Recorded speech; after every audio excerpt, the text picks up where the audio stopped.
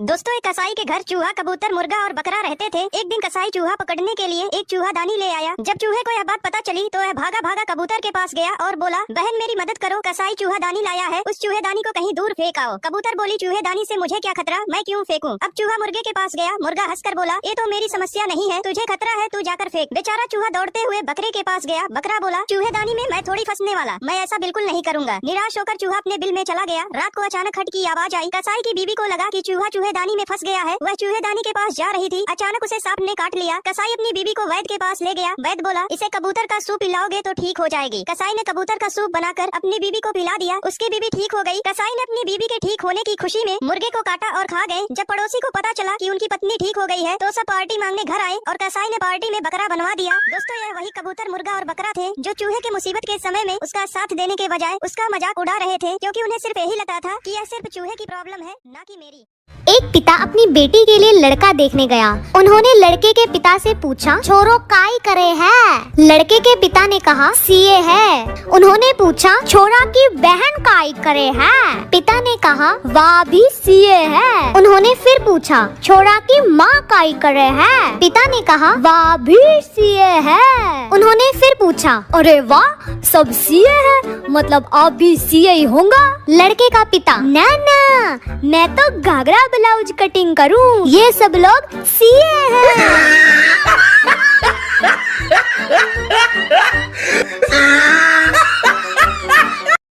एक लड़का exam hall में बैठा था। पेपर बहुत टफ था। वह चीटिंग करना चाहता था, लेकिन एग्जामिनर बहुत स्ट्रिक्ट था। थोड़ी देर बाद लड़के ने एग्जामिनर को अपने पास बुलाया और उसके कान में कुछ फुसफुसाया। एग्जामिनर चुपचाप जाकर चेयर पर बैठ गया और वहीं बैठा रहा। सभी छात्रों ने खूब चीटिंग की। एग्जाम खत्म हुआ तो सभी ने बाहर आकर उस लड़के से पूछा, भाई तूने एग्जामिनर को ऐसा क्या बोला कि वो चेयर से उठे ही नहीं। वह लड़का शर्माते हुए कहा, मैंने बोला था सर, पीछे से आपकी पैंट फटी है।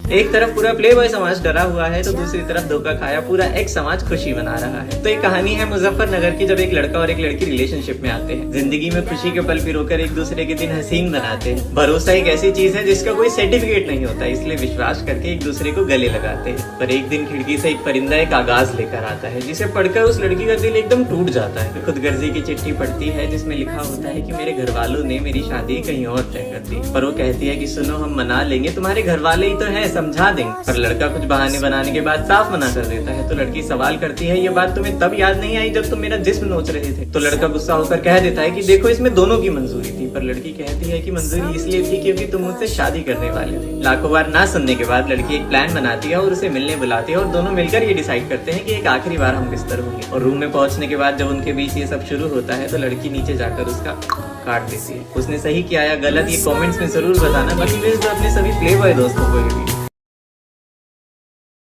तुम्हें पता है एक जेंटलमैन कौन होता है? जो तुम्हारी बकवास बातें भी बड़े गौर से सुने, जो तुम्हारा रंग रूप दौलत देखकर नहीं, तुम्हारी मासूमियत देखकर तुम्हें प्यार करे, जो तुम्हारी बिना फिल्टर वाली फोटो की भी तारीफ करे और जब तुम इनसिक्योरिटीज हो तो इग्नोर नहीं क्लियर करे, जिसे तुम्हारे जिस्म से नहीं बालों से खेलना पसंद हो, जो तुम्हारी मर्जी के बगैर तुम्हें उस नज़र से देखे भी ना, भले ही तुम्हारी आँख खुली हो या बंद हो, जो तुम्हें भले ही कितना भी प्यार करता हो लेकिन अपनी माँ को हमेशा प्रायोरिटी दे, जो महंगे महंगे गिफ्ट्स भले ही ना दिलाए लेकिन तुम्हारे पीरियड्स में तुम्हें एक चॉकलेट जरूर ला कर दे, जो भले ही तुम्हारी गलतियों पे तुम्हें डांटे लेकिन दूसरों के आगे बहुत रिस्पेक्ट से बात करे, जिसके पास ऑप्शंस भले ही कितने हो लेकिन वो हमेशा सिर्फ तुम्हें ही चुने, जो तुम्हारे आगे रोने से बिल्कुल ना शर्माए और उसे देखकर जब तुम रो दो तो वो चुप हो जाए। और अगर ऐसा लड़का तुम्हें मिले तो उसका साथ कभी मत छोड़ना।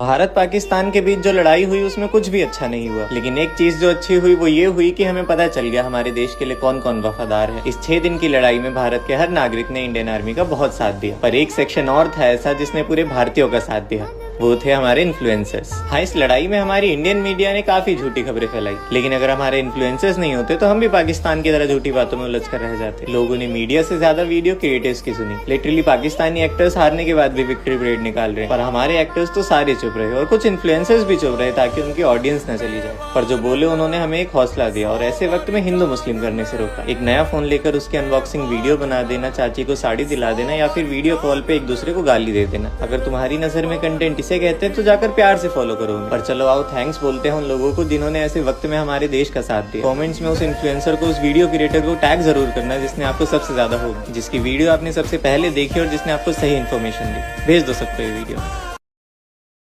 एक बच्चे का जन्म होने वाला था। जन्म से कुछ समय पहले बच्चा भगवान से बोला, हे प्रभु, मैं इतना छोटा हूँ, खुद से कुछ कर भी नहीं पाता, भला मैं पृथ्वी पर कैसे रहूंगा, मुझे कहीं नहीं जाना, मुझे अपने पास ही रहने दीजिए। भगवान बोले, हे बालक, मैंने तुम्हारे लिए एक फरिश्ता चुना है, वो तुम्हारे लिए मुस्कुराएगा भी और तुम्हारा ख्याल भी रखेगा। बच्चा बोला, जब लोग मुझसे बात करेंगे तो मैं समझूंगा कैसे, मुझे तो उनकी भाषा भी नहीं आती। भगवान बोले, तुम्हारा फरिश्ता तुमसे मधुर शब्दों में तुमसे बात करेगा, वो तुम्हें चलना, बोलना और प्रार्थना करना भी सिखाएगा और वो तुम्हें सभी बुरे लोगों से बचाएगा, भले ही उसकी जान ही क्यों न चली जाए। इस बीच पृथ्वी से किसी के कराहने की आवाज सुनाई दी। बच्चा समझ गया कि अब उसे जाना होगा। बच्चा बोला, हे ईश्वर, मेरे जाने का समय हो गया है, कृपया करके मुझे उस फरिश्ते का नाम बता दीजिए। भगवान बोले, तुम नाम जानकर क्या करोगे, बस इतना जान लो, तुम पृथ्वी पर उसे माँ कहकर बुलाओगे, तो बस अपनी प्यारी माँ के लिए एक लाइक करके सब्सक्राइब कर दो। दोस्तों 3 लड़के थे, तीनों ने मिलकर एक बॉल खरीदी जिसकी कीमत 30 रुपए थी। तीनों ने 10-10 रुपए मिलाकर 30 रुपए दुकानदार को दिए और वो दुकान से जाने ही वाले थे, तभी दुकानदार को याद आया कि बॉल तो सिर्फ 25 रुपए की है। दुकानदार ईमानदार था, उसने तुरंत अपने नौकर से 5 रुपए लौटाने को कहा। जब नौकर ने 5 रुपए वापस किए तो तीनों लड़कों ने खुश होकर 2 रुपए टिप उस नौकर को दिए और 1-1 रुपए आपस में बांट लिए। कुछ देर बाद एक लड़का कहने लगा कि हमने तो 9-9 रुपए खर्च किए हैं, इसलिए बॉल की कीमत हुई 27 रुपए और फिर 2 रुपए नौकर को टिप दिए, मतलब हुए 29 रुपए, लेकिन हमने तो टोटल 30 रुपए दिए थे, आखिर 1 रुपया कहाँ गया। दोस्तों अगर आप समझ गए हैं कि 1 रुपया कहाँ गया तो जरूर बताइए और अगर इसका सही जवाब जानना चाहते हैं तो कमेंट बॉक्स में पिन है।